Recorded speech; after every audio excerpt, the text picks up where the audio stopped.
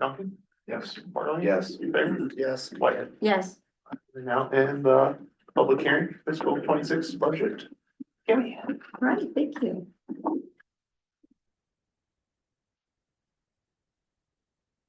I'm shared on my screen here.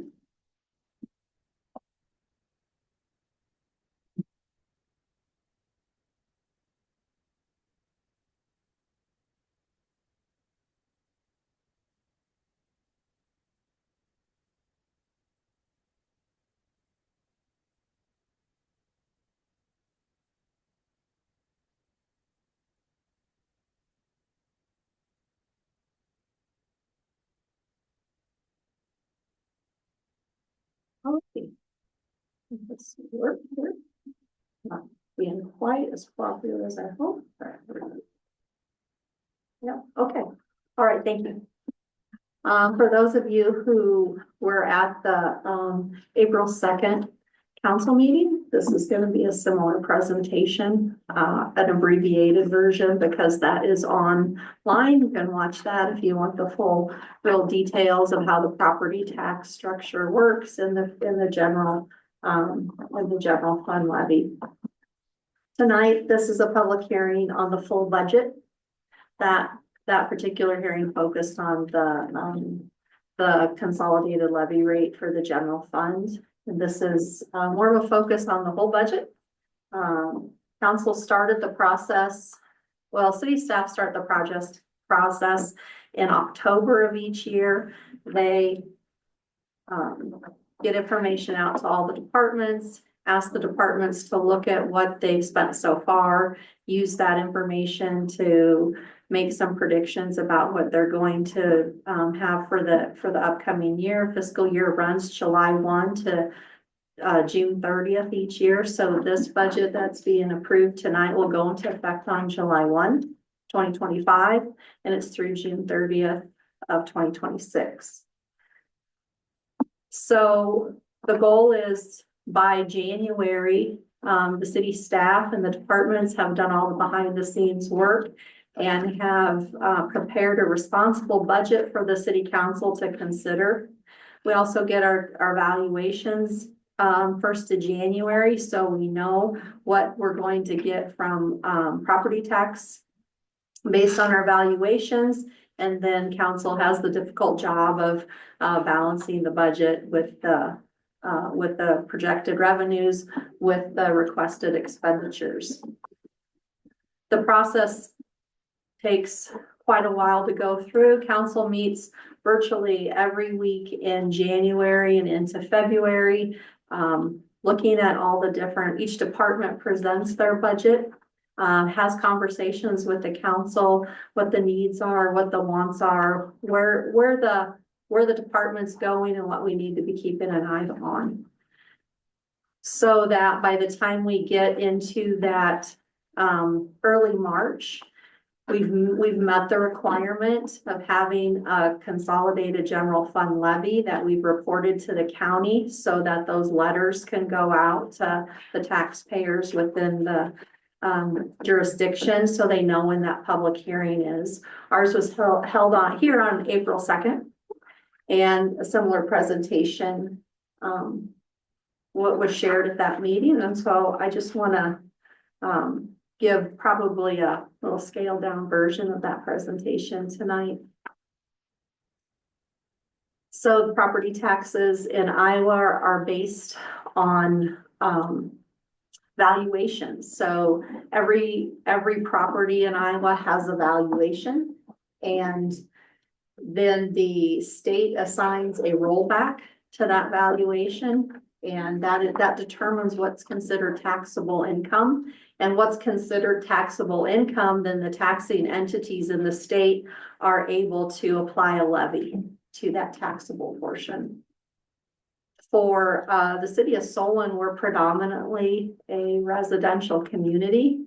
And so the rollback for the upcoming year is 47.43%, which means 100% rollback is now 100% valuation is rolled back to 47.43%. that portion is eligible to be taxed through a levy process. When you look at this slide, this shows the property tax collections. This information is provided by the Iowa League of Cities, and this is from FY24. So this shows as a state of Iowa where the property taxes are coming from. 57% of the state are coming from residential properties. 21% are coming from commercial properties, and so forth. So as you can see, Iowa is, well, a predominantly ag state. Property taxes that are paid are coming from commercial and residential properties. And then this is the same chart, but on the revenue side from FY24. Again, this source is from the Iowa League of Cities. And so all the property taxes that are collected are then distributed throughout the state. 40% going to K through 12 schools, 30% to cities, 22% to counties, and the other is anywhere between the state, the assessor, ambulance, townships for cemeteries, fire districts. There's a variety of taxing entities in the state.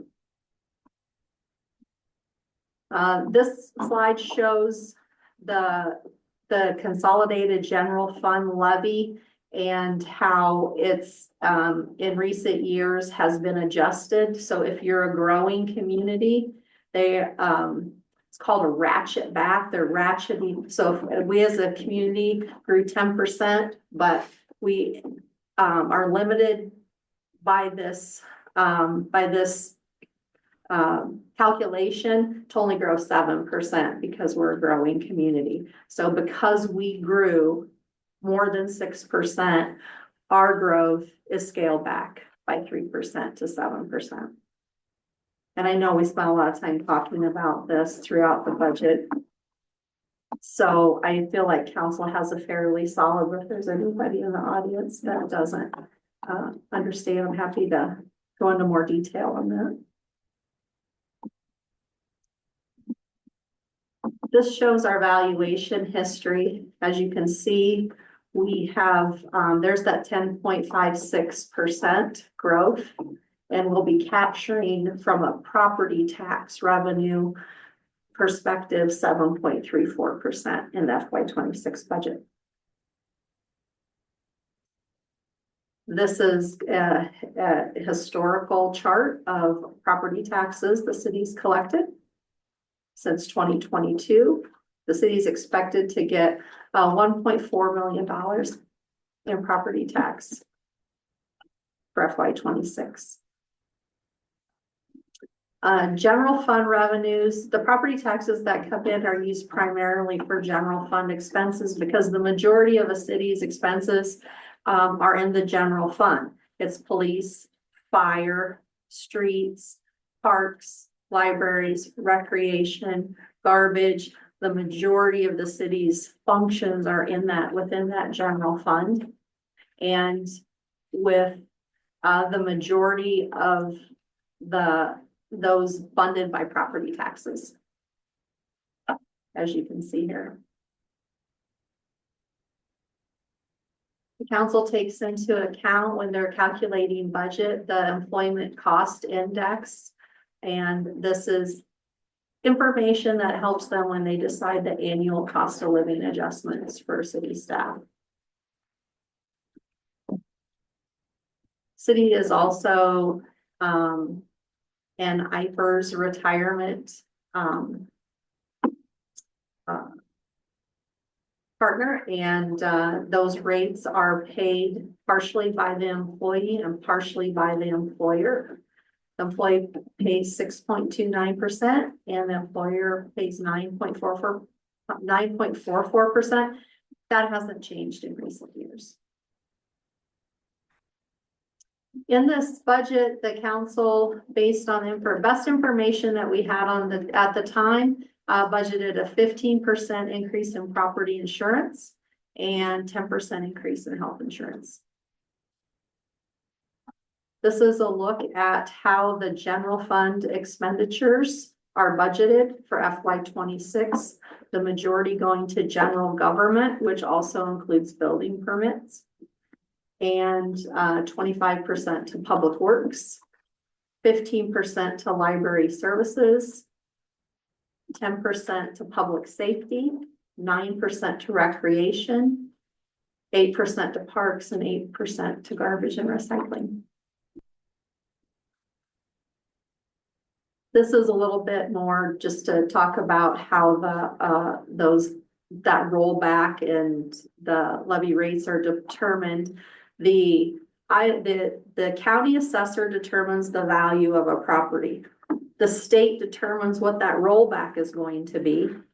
And then upon that, the cities have an opportunity to levy against that taxable portion. And for FY 26, the levy rate is going to be 20% less than our current year at 11.01 versus 11.21 for the current year. This slide shows how, while the taxes, the levy rate's going down 20 cents, it doesn't always equate in reduced a property tax bill for our residents. And the reason is because valuations change, like typically in Johnson County, they're going up. The rollback fluctuates from year to year by the state. And so in this scenario, a property assessed at $100,000, the taxes this current year without homestead credits and such is $519.66. For next year, because of the rollback, it is going to be $522.34. So a few dollars difference because there's many variables in that calculation that are outside the city's control. Solon has a lot to be proud of. We've historically had the third lowest levy rate in the county for several years now, and I'll be interested to share what those levy rates are for FY 26 once we know what everybody has filed for their budgets. So I'm going to stop sharing there and see if anybody has any questions. The state budget forms are in your packet. They're also available on the city website. These will be filed with the state by the end of this month when they're due. And I'm happy to report that the city has completed all the requirements, all the public hearings, and the FY 26 budget process. Thank you. Excellent. While we're still in public hearing, any questions or comments? Will the slides be available as well? Yeah, they're already on there. I think. They're on the scene. Excellent, thank you. Just, Cammie and all the staff, thank you just for all of the work that you do going into this, where it's the legwork you do before budget season starts for us. Is huge and impactful, and it really makes our job significantly easier because of all the hard work and just detailed work that we do. So thank you for that. Thank you. A lot of work goes into it for everybody. I'd echo that too. Thank you. Yeah. Any other comments, or do we have a motion to close the public hearing? I'm going to close the public hearing. Second. Duncan? Yes. Harlan? Yes. Kramer? Yes. Whitehead? Yes. Right, we are now out of the public hearing. And will take us to new business. Item 2 is resolution number 2520, the fiscal year 26 budget approval. I'll move to approve resolution 2520. I'll second. Duncan? Yes. Harlan? Yes. Kramer? Yes. Whitehead? Yes. That takes us to item 3, public works restructure plan. Cammie? Yeah, thank you. Shared with the council, the the plan that the Public Works Department or the Public Works Committee has been working on. The last few weeks, this restructuring proposal comes to you in the wake of there were some offers made for the position. And that just have not moved forward for various reasons, not on the city's part. But so it's really caused the Personnel Committee, which is Lauren and John, and then Dan's been a part of that as well, to really pause and take a look at where the future of this department should go. And through those conversations and a lot of conversations and a lot of time together over the last few months, we know there's been a strong interest in professional development within the department. And based on that, based on the fact that we have had the current staff step up and really show some leadership these last few months since Scott retired, really has set the course for why we're looking at this restructure plan. This plan establishes a position called the Public Works Superintendent. And in that superintendent role, there will be additional responsibilities, it'll create a focus. We're gonna have certain people that are experienced, more experienced, that, you know, they're just a good role for a leader to be a leader in a certain area. So I broke down the various areas.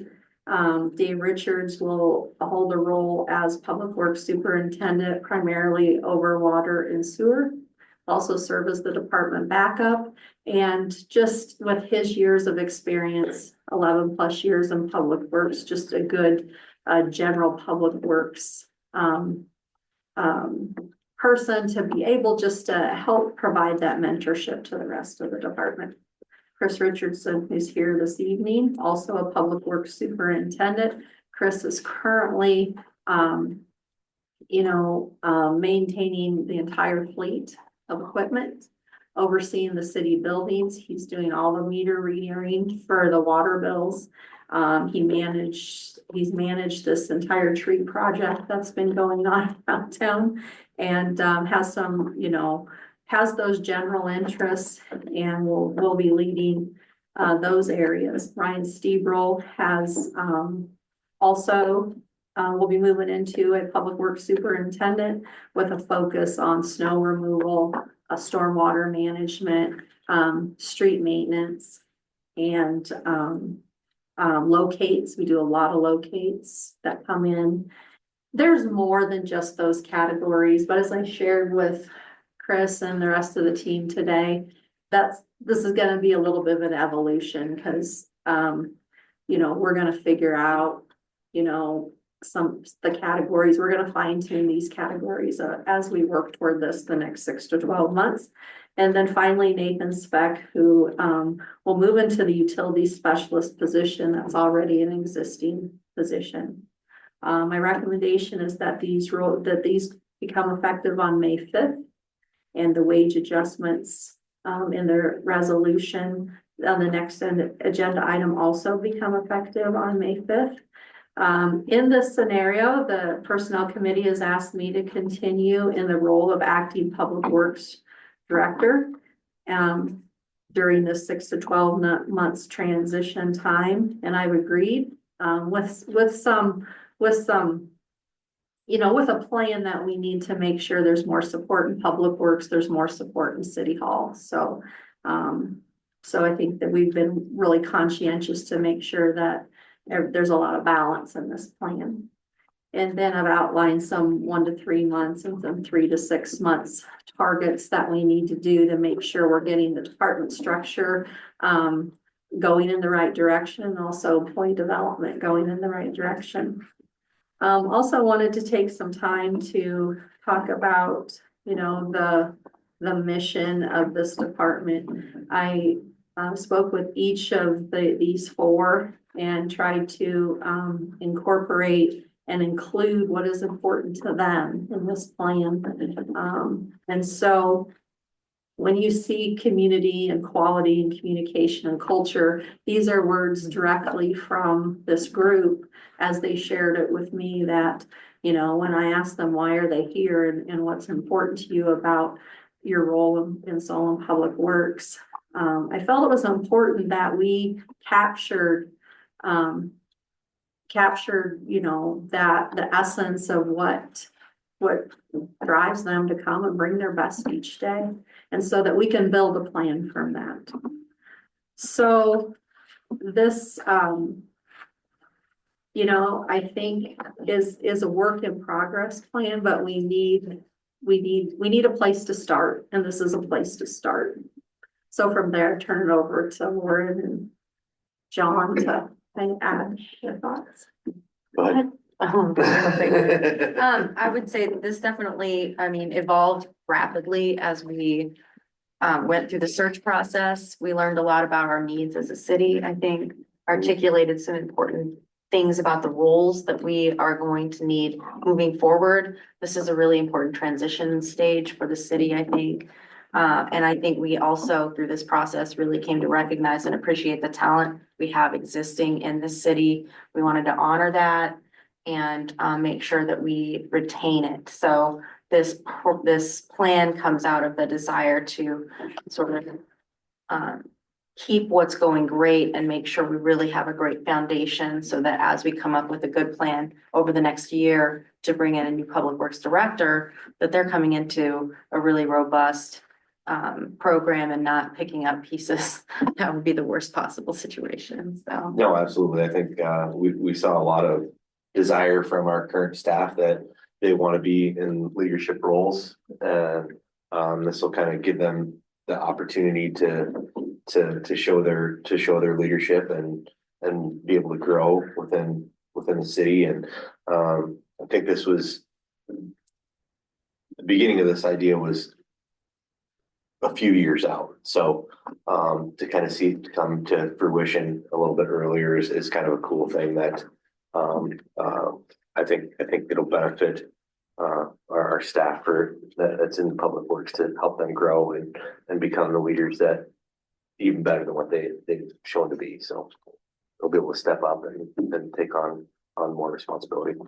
I think the only thing I'd want to add on to that is not only is it, talent retention and professional development growth. This is also a sign of just our confidence in the team that we have and that we've been able to keep everything going over the last few months. We know that we're shorthanded. Again, we really appreciate everything that the team is doing, but this is us being able to put our money where our mouth is with that and the confidence that we have with the respect that we have for the work that's done and everything like that. So again, appreciate Tammy, you leading us through the process on this. John and Lauren, we've had several phone calls and Zoom calls and meetings and stuff like that. So we appreciate your time on this as well. And I feel like this really helps set us up as we talk growth. This is really getting we're building on a strong foundation to really set us forward in that. Good. Any comments or questions on this thing? Will we still be entertaining then any applicants then, or taking it off the table? Not at this time. Our thought is that we'll go through this process as we have some, 3, 6, 12 month kind of areas that we're focusing on. Ideally, we'll know in a year just kind of where everything goes as we work through some of this and really again allow for time for some of that professional development and some tasks kind of on the admin side that our team hasn't been asked to do in the past, is giving them those experiences that they may not have had. but I definitely, like, at least for me, would like to not have this extra role on Cammie's plate for more than a year. I think that is a huge lift. I appreciate Cammie's willingness to carry forward in this way because it's essential to the city. And I don't want it to be a perpetual plan. We just keep that on one person the whole time. That was, I mean, that was kind of the whole conversation, is make sure that we're not putting too much on your plate. Thank you. That will move to item 4, resolution 2521, setting wages for the Public Works Department. I'll move to approve resolution 2521. I'll second. Duncan? Yes. Bartle? Yes. Kramer? Yes. White? Yes. And that wraps up the items that we have. So we have a motion to adjourn. Adjourn. I'll second. All in favor, say aye. Aye. Aye. Any opposed? Aye.